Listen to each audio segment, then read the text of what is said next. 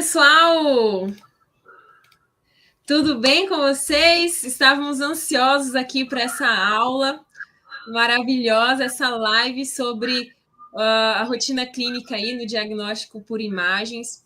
Quem já está aí esperando, eu quero ver vocês comentando. O Rivaldo já está aqui. Eu vi que tem algumas outras pessoas esperando. E eu queria dar as boas-vindas para o Edu, doutor Edu, ali de Curitiba, que é um veterinário excelente. Mas antes de passar a bola para ele, eu já vou avisar vocês para vocês se subscreverem no canal, tá bom? Vocês já começam a deixar o seu curtida aí, compartilha com seus amigos essa live, porque ela tem tudo para trazer muita informação para vocês, veterinários e acadêmicos, sobre esse assunto que é tão importante e sobre um exame que a gente usa muito, né, Edu? Todo dia praticamente. Com você, Edu, seja bem-vindo, viu? Oi, tudo bom, Jenny? Boa noite. Boa noite a todos, né? Não é só um exame, né, Jenny? São vários, né? Se a gente for falar em diagnóstico por imagem aí, a gente vai desde raio-x, que é o mais comum que a gente vê, até ressonância magnética, endoscopia, enfim, né? Tem vários exames aí que a gente pode entrar e complementar a nossa rotina aí, né? Dando um spoilerzinho. Muito legal. Pessoal, a gente já vai dar sequência, porque é uma palestra um pouquinho extensa, né, Edu? Tem bastante informação. E aí o Edu já vai começar a trazer para vocês todas essas informações. E se tiver alguém aqui que já trabalha na clínica ou que trabalha até com diagnóstico por imagem, deixa um comentário para a gente, fala aí que aí a gente já faz network, né, Edu? Com certeza, sempre estamos aí. Gente, de novo, não se esquece de se subscrever no canal. Se você quiser deixar também, doutor, seu Instagram depois, para o pessoal te seguir, te acompanhar lá, acompanhar o seu trabalho. A gente sabe que nem todo mundo tem alguém que lauda também. Tem clínicas, doutor, né? Que tem o aparelho de raio-x, tem tudo lá, mas não tem quem laude, né? Então, às vezes, faz uma parceria legal com o doutor, se ele fizer esse trabalho. Então, pode deixar seu Instagram aí para eles também, tá, doutor? Combinado, pode deixar. Eu passo no Então, final. pode tocar para frente aí, que eu já estou ansiosa por essa live. Quero aprender. Tá bom. Muito obrigado pelo convite novamente, né? Então, vamos começar, né? A gente aí que fala sobre a rotina clínica, né, e a importância do diagnóstico por imagem. Mas antes de começar, propriamente dito, a falar do que é a rotina, né, para a gente chegar no ponto, né, onde a gente está, a gente tem uma história, né, para isso. Então, eu posso dizer, assim, um pouquinho da minha história, que eu comecei estudando lá na PUC, né, em 2006 ali, mais ou menos, 2005, tá? E daí lá eu conheci um professor, né, de imagem, ele foi meu professor de estudo anatômico de imagem, e foi meu primeiro contato com a parte de diagnóstico por imagem. Segundo, depois eu fui para fazer meu outro estágio no CETAS, que é o Centro de Animais Selvagens daqui do estado do Paraná, né, que infelizmente já fechou. Mas eu percebi naquela rotina, né, do CETAS a ausência de um bom diagnóstico daqueles animais que vinham de tráfico, que vinham de apreensão, e acidentados, né, politraumatizados, às vezes vinham com erros completamente gritantes de manejo, né, que vinham de apreensões e maus cuidados. Então a gente via, né, lá nessa rotina que não existia tanto diagnóstico, né, para determinadas situações. E muitas vezes a gente tinha um diagnóstico medicamentoso, terapêutico, que a gente chama, né, que é a partir do tratamento. Então, a gente ia com base dos sinais que aquele animal, ou manifestações clínicas que aquele animal tinha, né, e a gente acabava tratando. Às vezes ia dar muito certo, muitas vezes não dava, né, e a gente não tinha um diagnóstico complementar definido. Assim como, né, a parte de diagnóstico hematológico vem crescendo muito, a parte de diagnóstico por imagem também vem crescendo muito, né? Então, a gente tem tido, na minha época, lá em 2005, não se falava de ultrassonografia em aves ou em répteis, não existia também, não se falava de tomografia, muito menos ressonância magnética, né? Então, era basicamente a radiografia, e onde na radiografia era muito limitante ainda pela falta de conhecimento, né? Então, aí, o que a gente tem, né, desses animais, né? O que a gente pode falar sobre rotina? Eu brinco e falo até hoje que não existe mais rotina, né? O que significa rotina, né? Se a gente for pensar, a rotina é o hábito de fazer algo sempre do mesmo modo, é um mecanismo, uma de coisa rotineira. Então a gente acaba não tendo mais essa rotina, porque a nossa rotina, se a gente for pensar bem, a nossa rotina é a gente vir para o nosso trabalho. Mas como que eu posso dizer que existe uma rotina com tanta espécie diferente? Não tem como existir uma rotina com tantas espécies diferentes. Claro que nós podemos citar que temos ali todos os dias um atendimento de coelho, todos os dias um atendimento de uma calopsita, todos os dias um atendimento de um papagaio, ou até mesmo de uma tartaruga. Mas sempre aparece alguma surpresa no dia. Pode ser um lores, pode ser um beija-flor, pode ser uma cobra, pode ser um peixe, pode ser até mesmo uma tarântula, um grilo. Um grilo. Já aconteceu comigo, eu tive que atender um grilo. Então, assim, tem situações, gente, que não posso colocar isso como rotina, né? E não só na parte do dia a dia, todos esses animais, no ensino, atendimento clínico, mas também na parte de diagnóstico por imagem. Então, a gente acaba tendo que sempre ter em mãos um livrinho, alguma cola, literalmente uma cola, porque literalmente não tem como a gente memorizar, né, e ter todas as particularidades anatômicas, fisiológicas, comportamentais desses animais.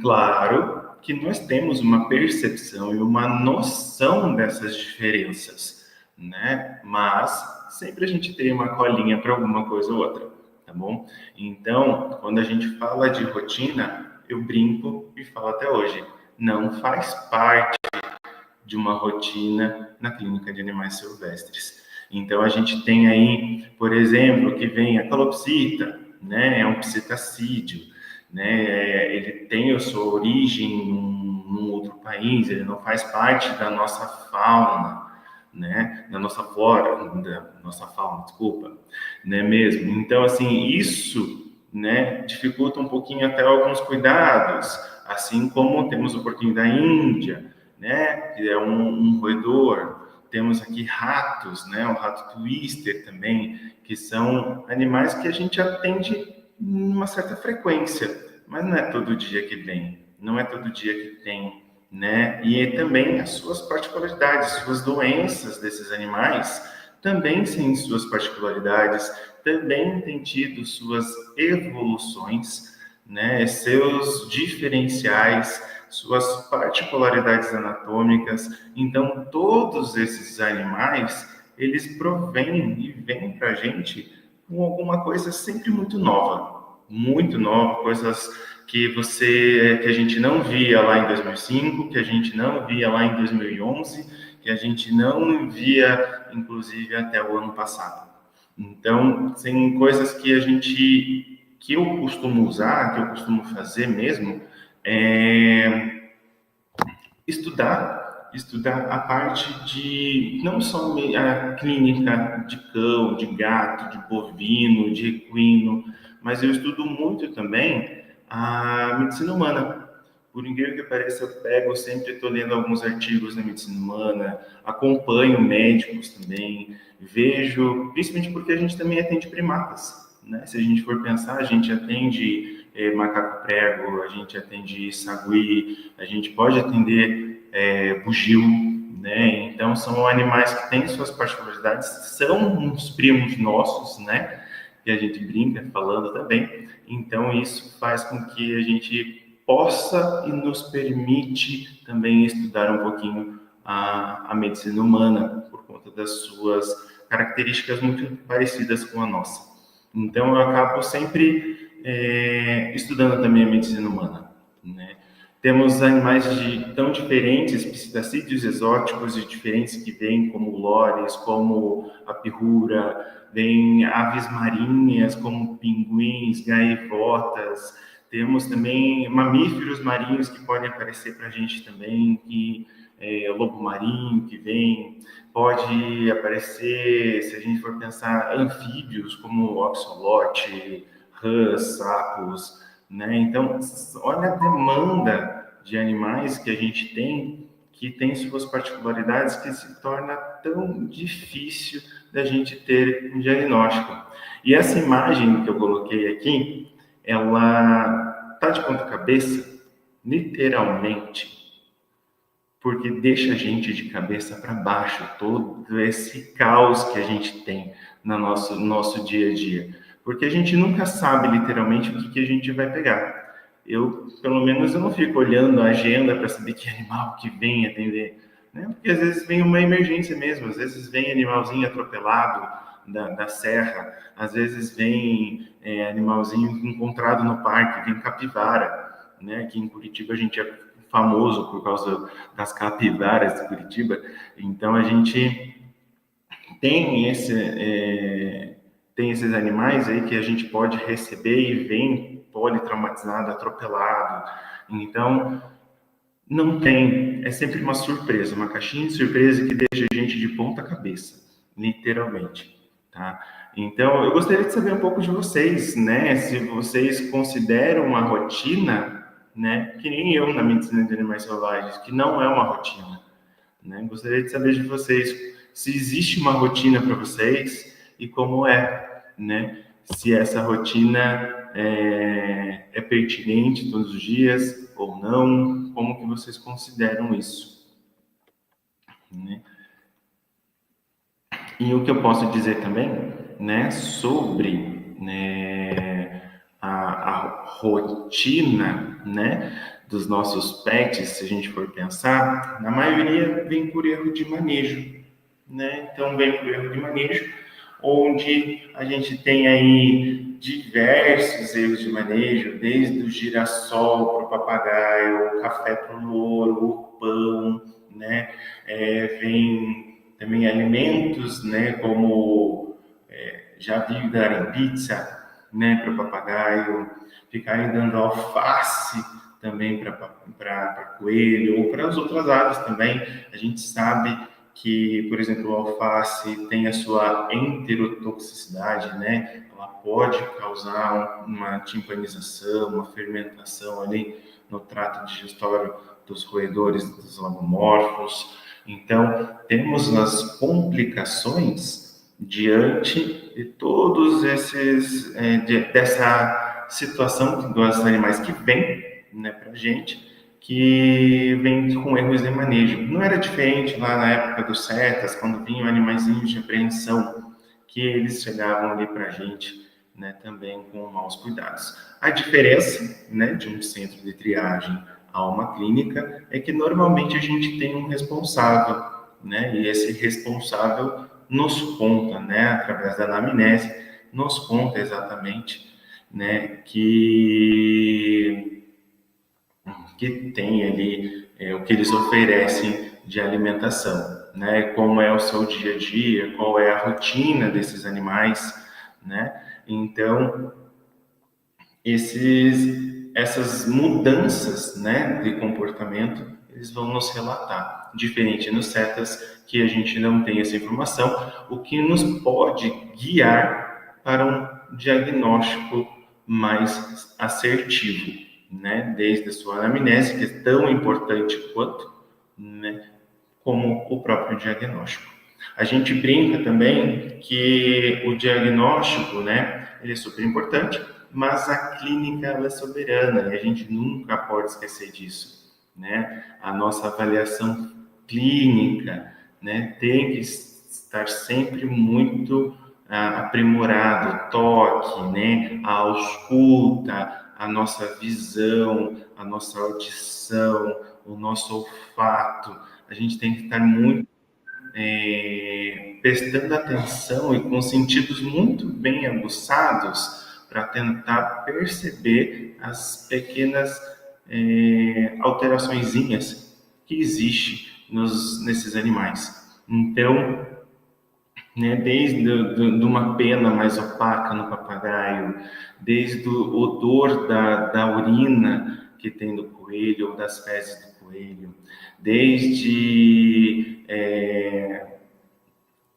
a palpação, né, uma organomegalia, a palpação na cavidade celomática de um papagaio, de uma calopsita, até mesmo de um canário, que é tão pequeno que a gente tem que ter uma certa sensibilidade nas pontas dos dedos. E isso é a prática que vai nos dando. Então, eu sempre falo, pega, apalpa, né? Alunos de veterinária, peguem os animais, apalpem os animais, aproveitem, façam estágio para poder aprender a fazer esse toque, né? Para vocês peçam para o veterinário com quem vocês acompanham para poder palpar, para poder mexer, para vocês verem que a clínica ela é muito importante. Tanto que muitas vezes o diagnóstico a gente não consegue, a gente tem o fator limitante, né, que são o estresse do paciente, ele não permite, às vezes, que faça o exame, né, são animais mais sensíveis, então a gente tem que ter muito zelo, muito cuidado para lidar com eles. Então, apalpar, auscultar, observar, né, sentir o cheiro, isso faz a nossa clínica, a nossa avaliação física muito mais completa, muito mais inteira, né? E o diagnóstico por imagem ou o diagnóstico complementar, o exame complementar, não é a palavra complementar, ele complementa a nossa suspeita clínica. Então, alunos, vão atrás do estágio e aproveitem para peguem, apalpem, toquem, sintam um cheiro, observem, né? E observem de verdade, olha cada detalhe, né? Sinta cheiro daquele animal, não tenha, só não beija a calopsita, não beija papagaio, porque né, a gente pode passar alguma coisa para eles, né? A gente fala isso também, não beija, só sinta cheirinho, beijinho de esquimó. Então, aproveitem, né? Façam os estágios. Tem vários lugares no Brasil inteiro, né, para fazer estágio. Então, aproveitem, tá? É difícil, né? Difícil achar tutor que nunca beija, né? A gente sabe disso bastante, né? Mas que em diferentes casos, né? Voltando aqui à palestra em si, né? Então, a partir de tocar, pegar, sentir cheiro, né? E ao escutar bem, a gente consegue acompanhar e perceber casos muito diferentes, casos como eu estava comentando, que não são casos muito comuns. Até há pouco tempo atrás, a gente não tinha tantos relatos de cardiopatias em coelhos, né? Não oferia-se pressão de coelho, por exemplo, pressão sistêmica. A gente não tinha doenças cardíacas, volto a falar de doença cardíaca, em papagaio ou até mesmo em galinha, né? A gente não tinha descrições, por exemplo, de hiperadreno em coelho, a gente não tinha descrições de tantos casos complicados, né, que muitas vezes o animal simplesmente aparecia morto e às vezes as pessoas nem se interessavam em fazer a necrópsia. Olha também como é importante o pós-mortem, né, fazer a necrópsia para a gente tentar desvendar, né, o que aconteceu com aquele animal, para que a gente possa investigar melhor. Será que é a mesma alteração, né, que existe num cachorro ou numa pessoa, né? Como é, né, por dentro, de tantas diferenças e particularidades que existe naquele específico, naquele animal, naquele paciente que não tem tanto estudo, né? Então, casos como uma neoplasia na pálpebra do olho, né, de um dos olhos de um porquinho da Índia, como ovo ectópico numa calopsita, infecções da cavidade celomática, celomites, que é uma inflamação na cavidade celomática de uma tartaruga, por exemplo.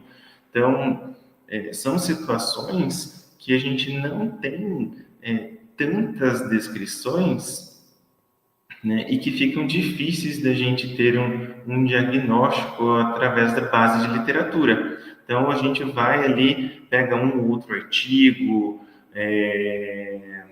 então acaba que a gente não tem tanto suporte para isso. A gente sempre fala comparações, né? Então, assim, quando tipo, o corpo treinar necrópsia, os tutores não querem investigar. Muitas vezes os tutores não querem, então a gente acaba pedindo o corpo mesmo. A gente fala, olha, eu entendo, não vai ter custo para você, o corpinho você vai querer remover, cremar o corpinho, né? Não, a gente crema o corpinho para você, mas a gente pode usar para fazer a necrópsia, para tentar investigar o motivo da causa. A gente te avisa depois. Eu acho que é só uma questão de comunicação, de conversar certinho, para que a gente possa saber, né? Então, realmente não tem tanto... A gente não tem tanto diagnóstico certeiro, né? Tem muita coisa a ser estudada. Mas, claro que tem muitas coisas que a gente já sabe, né? Então, os exames de imagem, eles têm vindo para agregar muito, né? Então, como eu falei anteriormente, a gente vê ali que no raio-x lá em 2005 a gente fazia radiografia de fraturas, basicamente, né? Mas da cavidade celomática, eu lembro que na época lá, em 2005, na literatura, a gente via somente uma projeção, a gente não via a projeção lateral de uma ave, a gente via mais a projeção ventrodorsal e se falava só da silhueta cardiopática e os sacos aéreos, e que não se dava para ver as outras coisas, né? E hoje a gente já consegue perceber tantas outras alterações, e eu falo pela experiência e também que eu aprendi a gostar muito mais de avaliar a radiografia de ave pela projeção lateral, né? E claro que a ventrodorsal é importante, associa muito, mas se eu tiver que escolher num paciente de estresse, eu prefiro fazer a projeção lateral, porque eu consigo ter uma percepção melhor dos órgãos ali dentro. Consigo avaliar a silhueta cardíaca da mesma forma, consigo avaliar a silhueta hepática também, consigo avaliar proventrículo, ventrículo, né? Então, a gente consegue avaliar muito melhor as estruturas. Assim como também num réptil, né, a gente também percebe numa tartaruga, principalmente, que a gente tinha as projeções a lateral e a dorso ventral e a rostro caudal, são as três projeções, mas muito se falava que qualquer tipo de efusão no parênquima pulmonar, a gente já considerava pneumonia, e não é dessa forma. Então, existem características específicas ali para dizer se é uma pneumonia, se é um edema. Então, a gente tem evoluído nos exames de imagem para auxiliar no tratamento. Então, a necessidade dos exames de imagem vem para isso, para nos auxiliar no melhor tratamento, a conduzir, a guiar melhor o paciente, né, para tentar reverter o quadro que ele está se encontrando de sofrimento, porque toda doença é um sofrimento. Então, nos quelônios, como eu estava comentando, né, a gente tem várias situações que aparecem para a gente. A gente percebe ali, desde ingestão de corpo estranho, que nem a gente está vendo na primeira imagem ali, um anzol, né, a gente vê retenção de ovos, né, então, a primeira é um pescoço de cobra, a segunda ali é um jabuti, né, que daí está com retenção, tem 2 ovos distóxicos ali. Esse quadro era de um jabuti pequeno porte, ele tinha uma alteração de crescimento e os ovos estavam muito grandes, né? Se a gente for ver ali bem, o ovinho ele não saía pela pelve, né? Então a gente via que ele já estava, e sem contar que o espessamento do ovo, olha só, gente, até o espessamento, né, a densidade radiográfica que a gente encontra no ovo ali, já nos dá uma característica de que esse ovo pode estar distóxico mesmo, porque ele está muito velho lá dentro, tá? Então a gente consegue ter percepções radiográficas que nos dão um guia, né, para dizer se a gente tem que submeter aquele paciente a uma cirurgia, né? Já o terceiro raio-x, a gente percebe uma radiopacidade, um aspecto mais mineral também em trato digestório, mas de ingestão de corpo estranho, na projeção lateral, mas consegue perceber também que no padrão pulmonar ali para cima, né, a gente tem um espessamento de vasos do pulmão, a gente consegue perceber com os novos aparelhos mesmo, né, as atualizações de aparelho, por ser sistema mais digitalizado, a gente consegue mexer na imagem, o que nos traz uma definição muito melhor. Então, isso também evoluiu muito e que nos traz essa precisão de diagnóstico, né? Então, a gente tem essas definições muito melhor, né? Então, a gente consegue avaliar. Já a terceira imagem, a gente vê um parênquima, um pulmão um pouquinho mais reduzido do seu tamanho, as suas dimensões estão reduzidas. Então, a gente percebe que tem algo que está retraindo esse pulmão. Olha a diferença do terceiro para o quarto, a imagem, olha a diferença da dimensão do pulmão, né? Então, qual uma das principais características, eu até falo isso para os estagiários, para os alunos, quais são... Edu, desculpa te interromper, não está mostrando o mouse, não mostra. Aí eu acho que você vai ter que falar mais ou menos onde que é ali a imagem, o pulmão, direcionar, porque não está mostrando o mousezinho. Desculpa te interromper. Tá. Então, ali, ó, mostrando ali de volta, né? Então, o parênquima pulmonar, ali na terceira imagem, tá?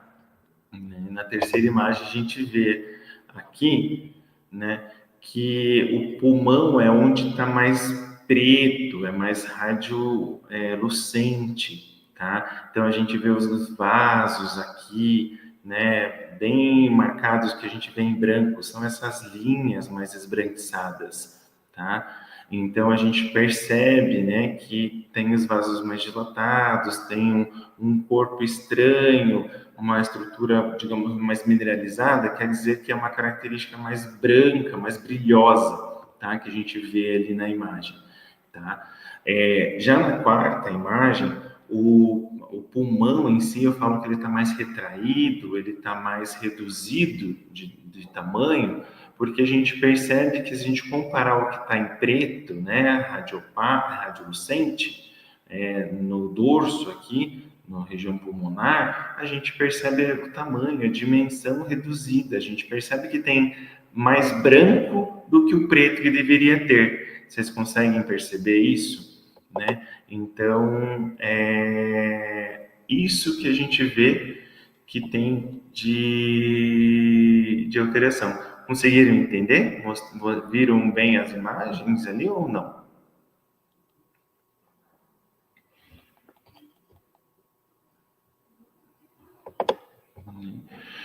Então, aí a gente percebe que a cavidade celumática aqui nessa terceira imagem, ela está mais opaca mesmo, né? Bem mais branquinha. Então, provavelmente nesse paciente aqui, ou tem alguma distensão, um corpo estranho também, ou tem líquido livre que pode estar fazendo com que tenha retenção, né?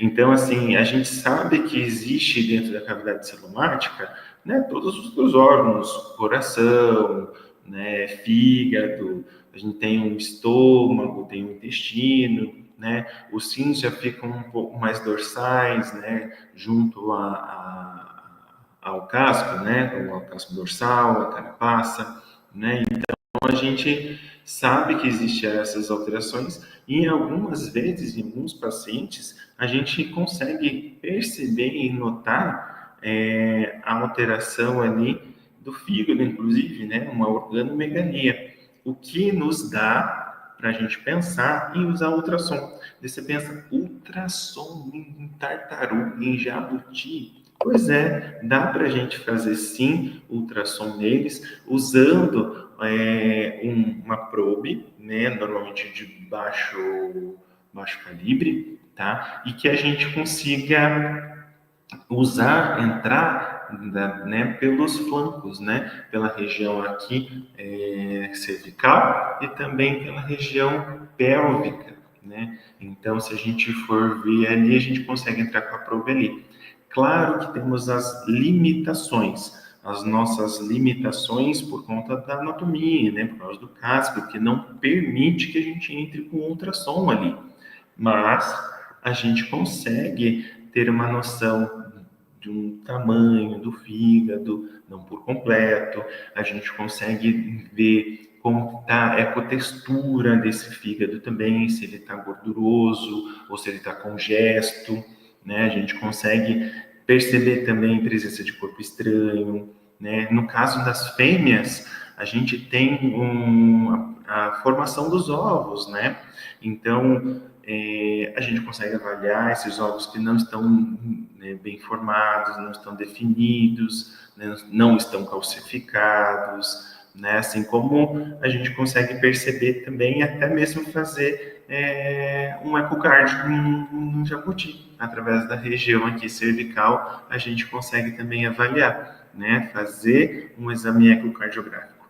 Tá? Então, é possível sim fazer, claro que com as limitações que temos nos quelônios, né? Não é diferente nas serpentes também, né? A gente tem as limitações porque as serpentes, elas têm ali seu tamanho. Se a gente for estudar a anatomia das serpentes, a anatomia a gente percebe que é tudo muito comprido, tudo muito longo, né?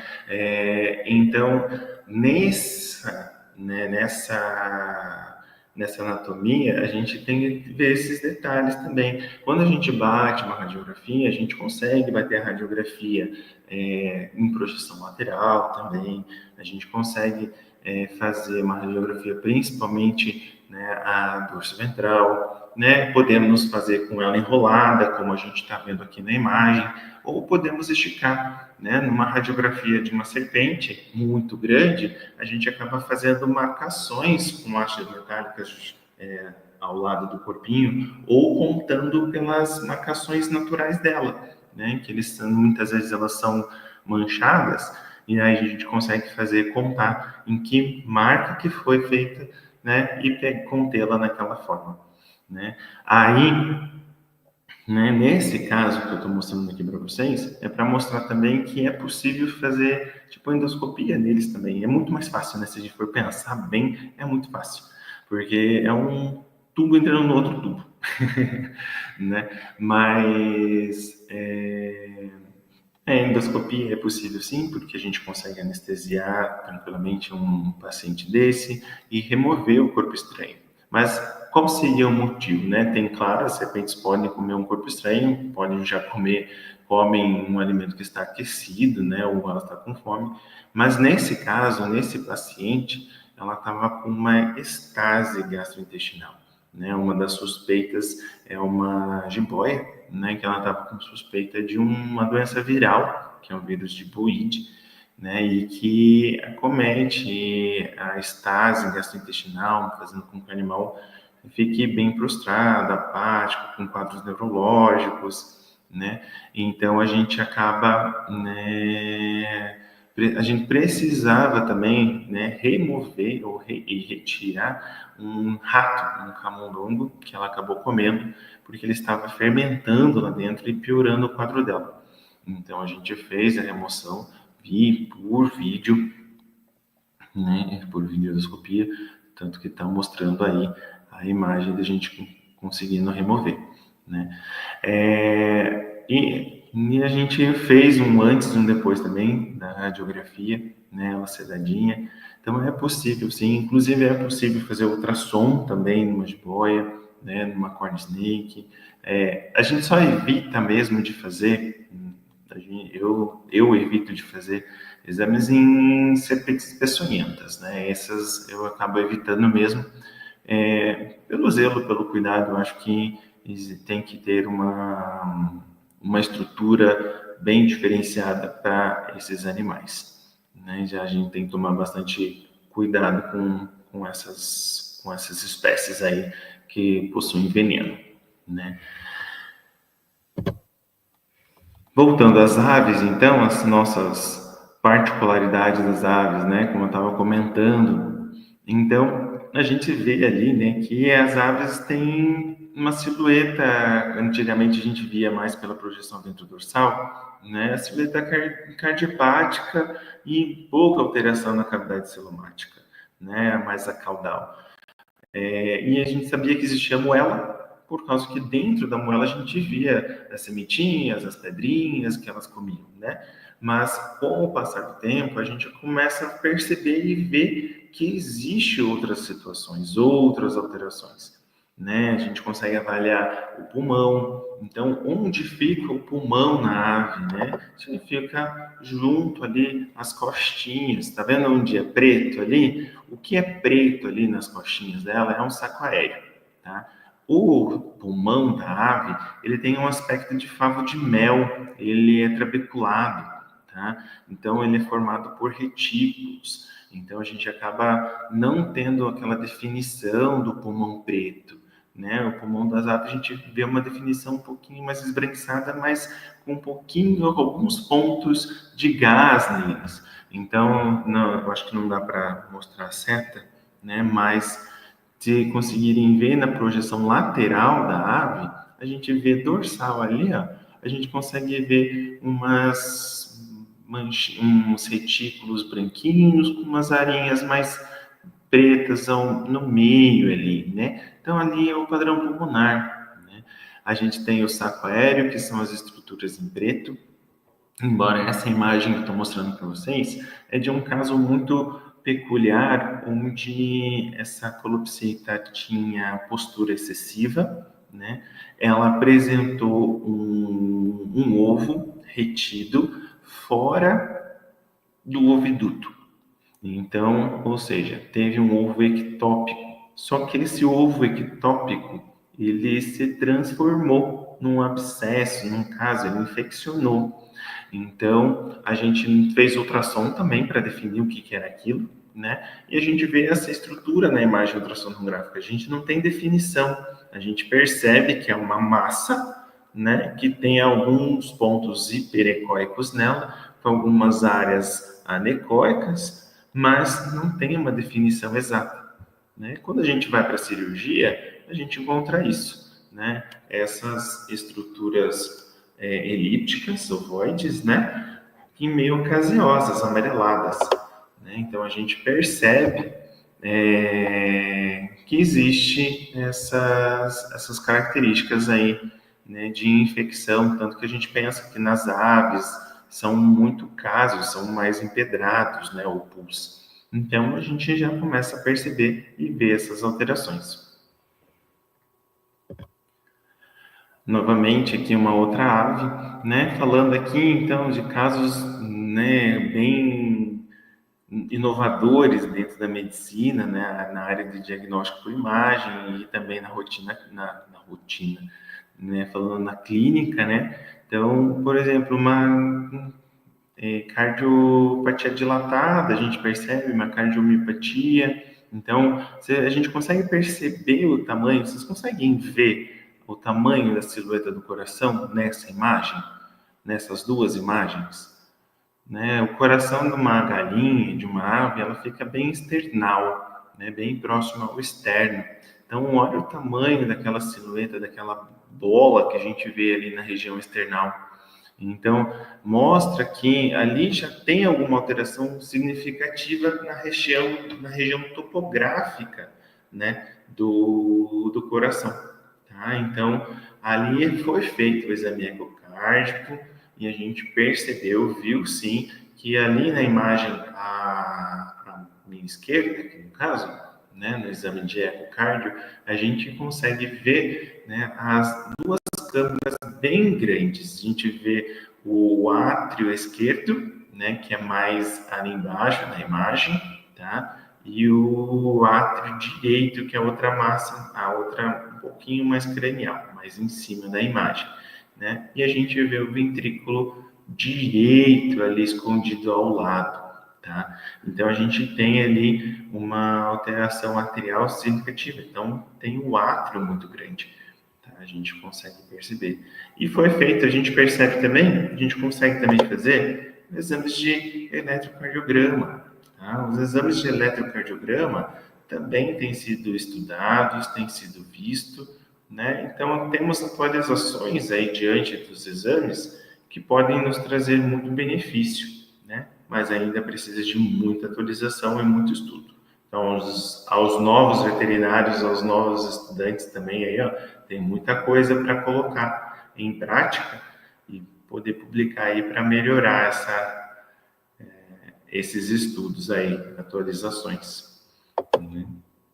Então, quando a gente vê em aves, o mais comum, que eu posso dizer, não é rotineiro, são os politraumas. Então, desde fraturas de tíbia, né, de tibio-tarso, de fêmur, de radioulna, né, são as fraturas mais comuns que a gente consegue observar no dia a dia ali, que a gente começa a perceber, principalmente quando a gente recebe animais provenientes de vida livre, né? Mas de casa também acontece, né? Na pandemia, na época da pandemia, meu Deus do céu, o que a gente recebia de politraumas, né? A gente tinha ali, como as pessoas estavam ficando mais tempo em casa, acaba ficando ali, abrir a porta, daí o pezinho da calopsita ficou debaixo da porta.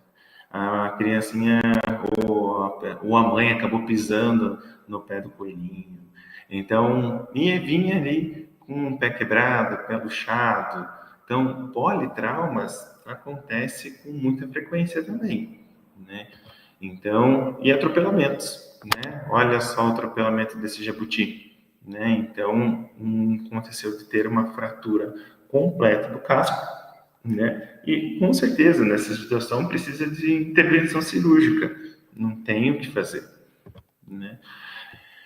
E uma situação que acontece muito comum, né, a gente percebe nos roedores no lagomorfo, é uma síndrome que a gente fala que é a síndrome da doença dentária progressiva adquirida.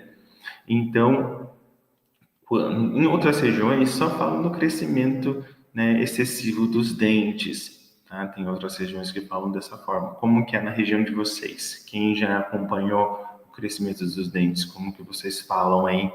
Como que é o termo usado, né? Nesse caso, né, isso pode estar relacionado desde problemas congênitos até problemas com relação à dieta, alimentação, né? Então, e a traumas também. Então, alimentação que são fáceis de mastigar, né, acabam fazendo com que o animal não macere direito o alimento, fazendo com que o animal tenha um crescimento e uma angulação inadequada dos dentes, né? Então, isso faz com que o animal ele precisa fazer o processo de maceração, né? Para manter a angulação correta dos pré-molares e molares. Se ele não faz esse processo, e ele faz o processo de achatamento, isso vai trazer uma irregularidade na mesa dentária, fazer com que os dentes cresçam de forma errônea. Então, isso é importante todos saberem também, porque às vezes você já começa a desconfiar ali na anamnese.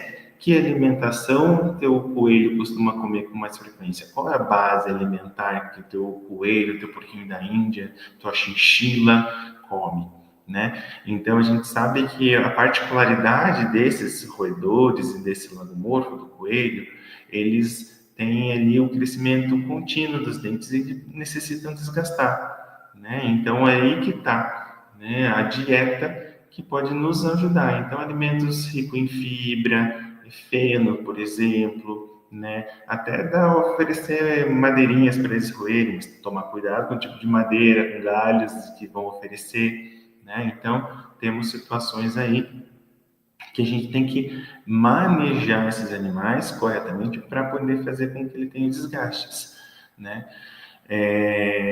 Então, pode acabar aí trazendo complicações. O problema, já um problema congênito, já acontece muito mais por conta de reprodução entre mães e filhos, já acontece, né? Já acontece entre irmãos, então já é um problema mais congênito mesmo, né? Que tem, ou até mesmo para manter uma raça, né? Ultimamente a gente tem visto aparecer muito, né, raças de porquinhos diferentes, de coelhos diferentes, né? Então pode acontecer da gente ter esses problemas, né?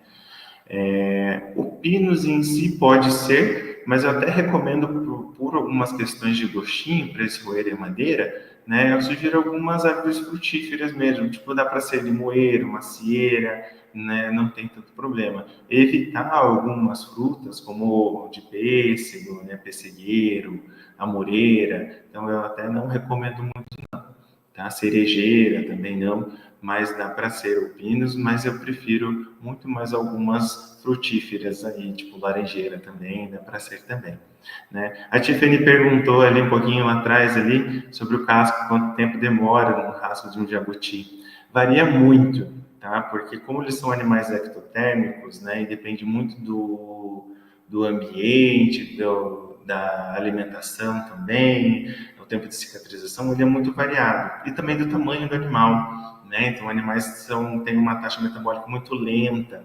Então, pode demorar anos para cicatrizar, né? Tanto que a gente, numa cirurgia de reconstrução de carapaça, né? A gente aí, muitas vezes coloca, faz sutura com aço, ou tem profissionais que acabam usando resina, né?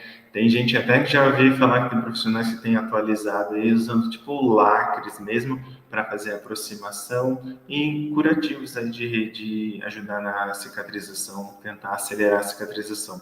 Mas é muito demorado. Então depende muito do tamanho do animal, do ambiente que ele vive, da dieta que ele tem. Então tudo isso é muito variado, tá?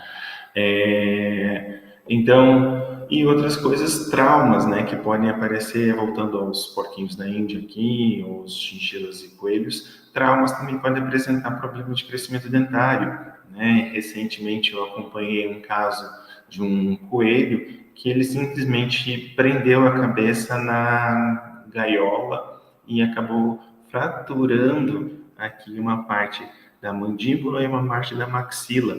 E isso causou um trauma, uma alteração na formação aqui dos ápices dentários e fez com que ele começasse a desenvolver ali o crescimento excessivo desses dentes, né? Por mais que a gente reconstrua de forma cirúrgica, tente a reduzir o estrago traumático, a gente percebe que pode desenvolver complicações e ficar sequelas, como foi nesse caso desse coelho que eu citei agora há pouco,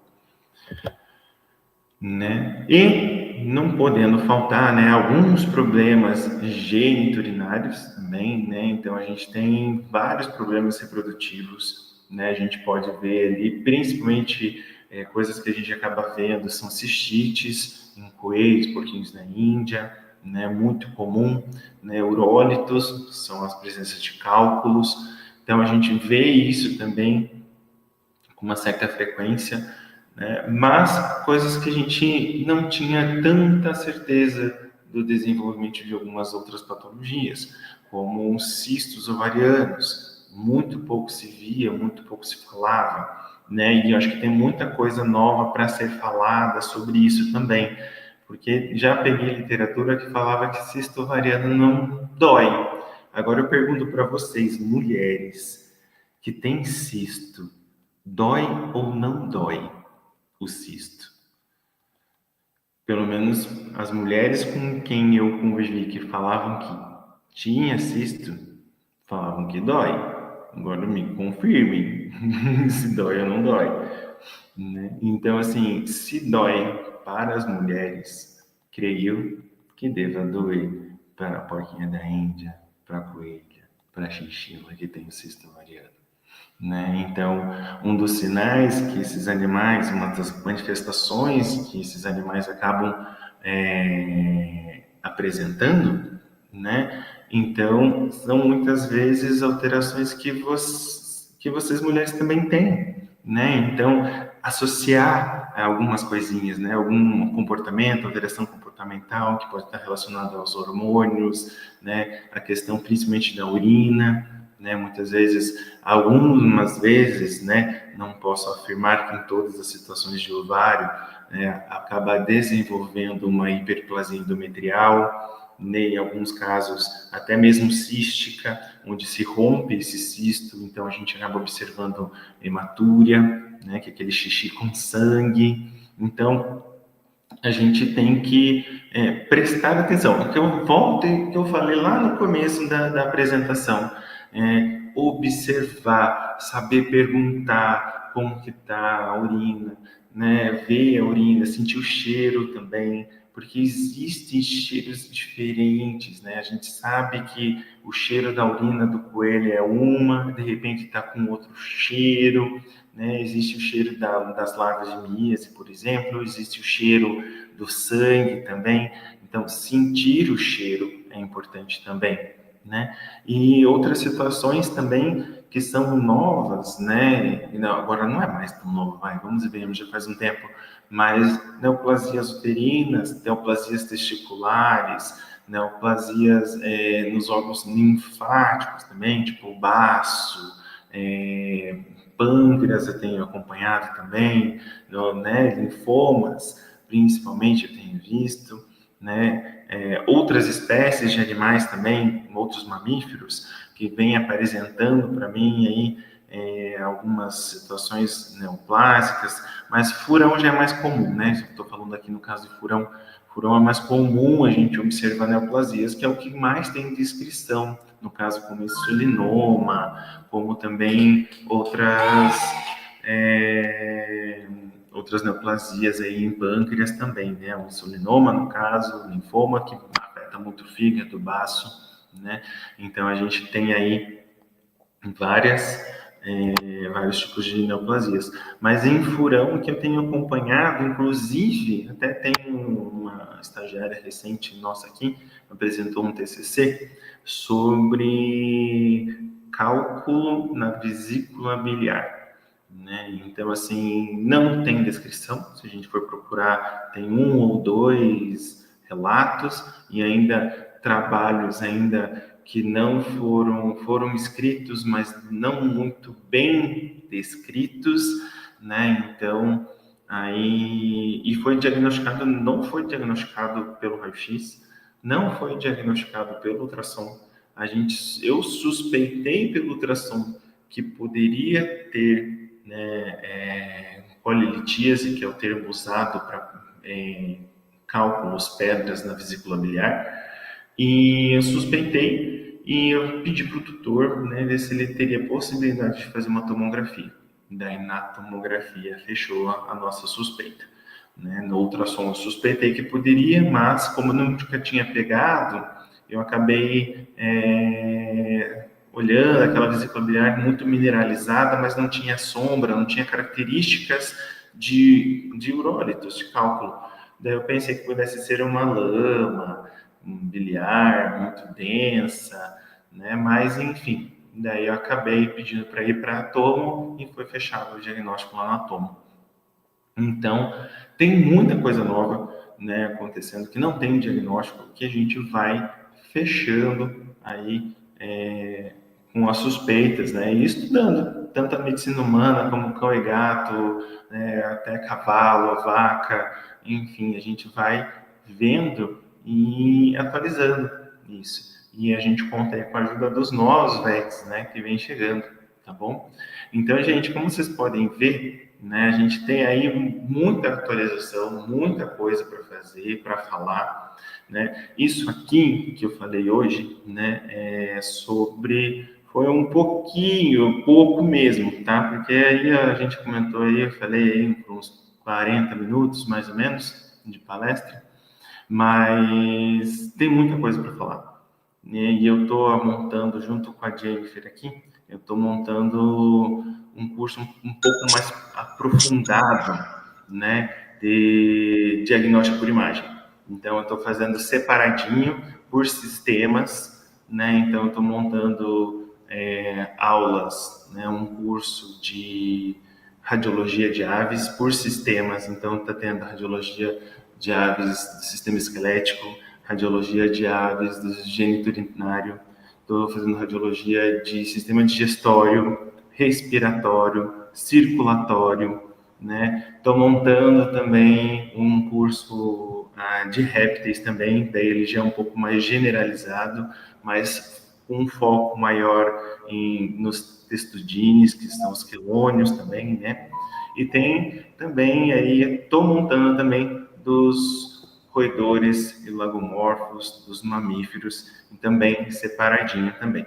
Então, bem mais detalhado, né? Com muito mais tempo para vocês observarem, estudarem, acompanharem. Então, estou montando isso bem mais aprofundado, tá bom? E eu termino, na verdade, essa palestra mostrando essa imagem de uma raia, porque é uma das coisas que eu mais gosto, né? Então eu adoro animais marinhos, tanto que não foi à toa que eu falei ali no começo, falei de pinguins, de lobo marinho, então eu adoro animais marinhos. Eu comecei uma das minhas jornadas com isso também, com animais marinhos e silvestres e a radiologia, o diagnóstico de imagem. Então eu sempre termino minhas palestras mostrando essa imagem, porque simplifica a minha paixão pelo meu trabalho, pelo que eu gosto, e é por isso que eu termino. Edu, muito obrigada. Eu amei, acompanhei tudo por aqui, né, em off. E já tem gente falando aqui nos comentários, ó, o Rivaldo, a Medvet Ime, que eu não sei, vou saber o nome. Fala seu nome, doutora. Já falou que quer o curso e eu tenho certeza que vai ficar um curso excelente. Eu fui estagiária do Edu, né, doutor? Vou estagiar dele. Comprovo, atesto que ele é um veterinário excelente. Inclusive, uma das minhas amigas que foi estagiar comigo se apaixonou por imaginologia por conta do Edu e hoje ela é um excelente profissional. Tá lá nos Estados Unidos. Nossa Senhora, falar da Cecília é incrível essa menina. Não tenho. Ela é o meu orgulho, assim, de estagiária. Não, você também é, Jenny, tá? Mas ela muito mais, né? Porque, tipo, mas é que a Ceci foi para sua área, né? Ela foi para minha área, ela não sabia o que ela queria fazer, né? E daí ela tá lá nos Estados Unidos agora, aprimorando seu conhecimento, né? Maior orgulho, assim, meu coração assim fica chorando de emoção de tanto orgulho que eu tenho por essa menina. Que foi o Edu que abriu os olhos dela, foi a estagiária ouro daquela época, né? Abriu os olhos dela. Não, para vocês terem uma noção, gente, ela não sabia realmente, ela não sabia o que queria fazer e ela começou a me acompanhar na imagem e daí quando ela estava terminando o estágio dela, eu falei, eu acho que foi nas 2 últimas semanas de estágio dela, eu peguei, coloquei um papel na mão dela, uma caneta, peguei um exame, escrevi Laude. Dela, mas eu não sei. Eu falei, Laude, você sabe sim. E daí, tanto que nas 2 últimas semanas ela estava laudando para mim já. Então, assim, não tem. Eu lembro disso. E ela foi a única que se apaixonou, assim, né? Que gostou mesmo, que ficou lá na sala e ela realmente gostou e hoje está trabalhando com isso. Você foi comigo atender o avestruz. Foi! Foi muito legal o avestruz. Gente, tem aí algum estagiário? Manda o currículo lá para a Clínica Vida Livre para fazer estágio lá também. Você está querendo seguir essa profissão, querendo seguir a área de silvestre e concorre lá a uma vaga na clínica, porque super vale a pena em Curitiba. Edu, você quer deixar seu arroba do Instagram? Coloca o Instagram da clínica mesmo, porque o meu é muito pessoal. Eu não tenho montado. Eu até montei um perfil profissional, mas eu não abri ele ainda.